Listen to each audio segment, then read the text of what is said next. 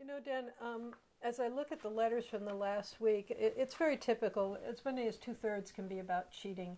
And we have letters this week from Irvine, California, Portsmouth, UK, Atlanta, Georgia, Bristol, England, Washington State, and another from Portugal.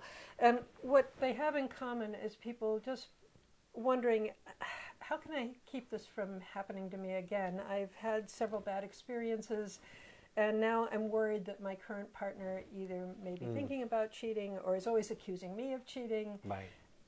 Do you have any thoughts about what we can do to help these people? Oh, for sure. You know, most of what I get in my letters too, it's like constantly. My boyfriend's cheated on me. My girlfriend I don't trust. I think 20 years ago or so, we probably wouldn't have thought about this as like a type of trauma. But the truth is, the trauma of betrayal has become more and more common because people go into a relationship with an expectation. And hope. And hope, absolutely. Hope. Yeah. You know, that this is going to be it, this is going to be the one. And then little by little, the wheels sort of come off. This doesn't look right, this doesn't feel right.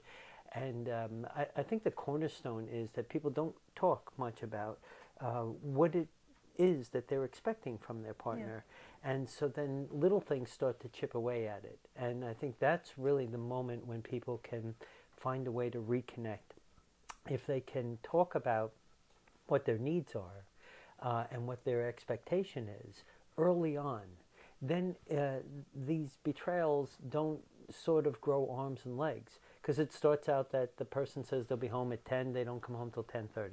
Then they don't come home till 11. And then they're not getting their emotional needs met, and then they go out.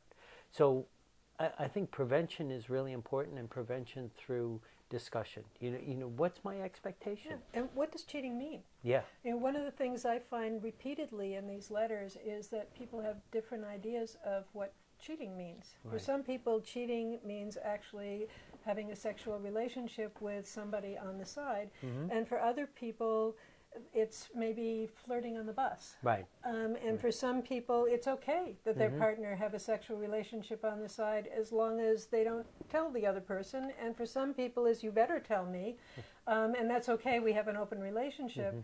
So one of the things that's happened over the last 20 years is that it's not a given what fidelity means anymore. You know, I'm old enough to remember a time when it was very simple. Yeah, you don't do these things. No, right, you have sex with your partner, and that's the only person you have sex right. with. And if you do something else, then you're cheating. Well, it's gotten much more complicated, hasn't it? Yeah. One of the things I heard recently is that somebody said they were in a monogamish relationship, and that I think the idea is to understand what the expectations are. You know, the feeling of being betrayed, I think, is so overwhelming that when people feel it, it starts to color all their other relationships too. Because now what's happening is, if somebody's betrayed in a relationship, they go into the next relationship in a wounded way. Right. And kind of braced. Braced, right? Exactly. Like, you know, when's it going to happen? When? So, you know, the girlfriend is 15 minutes late, and it's like, I'm done with her because she's obviously cheating, you know,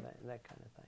Well, so partly it's discussion and coming to some agreement about what are the terms of our relationship and what do I mean about faithfulness. And for me, what that means is once we have that deal, right. I don't want to go through life with my partner always worrying about what my partner's doing. Right. And my partner doesn't want to go through life always wondering what I'm doing. And that's what trust is about, is we have this commitment to one another, and if we're going to change that, then it falls on us to have that conversation. Yeah. But otherwise, we've made a commitment to this kind of commitment, whatever it is. Right. And anything that's outside of that then becomes cheating. And then you started to move to how that feels for the person for whom that deal has been broken. And that, in fact, can be quite traumatic. Yeah. With that last part, I think you can script that out in the beginning as much as possible. But a lot of stuff comes up that you can't even anticipate. And so the idea is to have this ongoing dialogue where you can say, you know, you told me you were going to make a 5-minute call. That was 20 minutes, and it was with your ex-boyfriend. Right. That doesn't feel good to me. Like, in other words, not just being accusatory of it. Talk about your own feelings, what we call I statements. Talk about, this doesn't feel good to me, and allow the dialogue to emerge, because I think it's an ongoing issue. You're not going to be able to cover every base, but the idea is to be able to have enough vulnerability to say, this doesn't feel good, and I need to tell you that. Not that the person even has to change, but at least they've heard it. I think this goes back to something you said earlier, which is there can be something that looks like slippage, but how a person reacts to that can make the situation worse or better. And what it means to me when somebody starts to, like being late 15 minutes instead of 5, that means that the deal isn't entirely thought through. Right. Okay, because the partner might say, well, it's no big deal, she's just my friend. Right.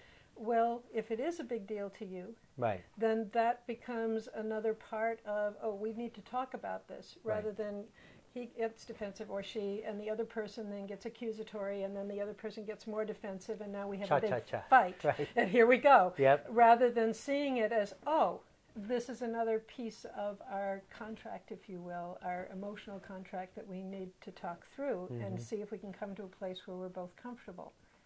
So maybe I can try to summarize it. It sounds like there's expectations that need to be identified as clearly as possible about, what the expectation is of the other. To actually define what cheating is or what a betrayal would be, so that the couple isn't just going to slam into something. And then to have the courage to speak up when something doesn't feel good. And to do it in a way that's not accusatory, but that is descriptive. I don't feel good when you do this, that kind of thing. Does that sound about right? Right, and part of that contract, if you will, is for the partner when that kind of conversation is initiated, instead of getting defensive and angry, to be able to say, oh, this is something we need to clarify. To receive that's part of the communication, and then that keeps the communication open rather than becoming grounds for a fight where nothing really gets resolved. And often what happens is people decide, well, I can't talk about that. Right. And that's not helpful. Right. So to be able to continue to have that conversation. Right.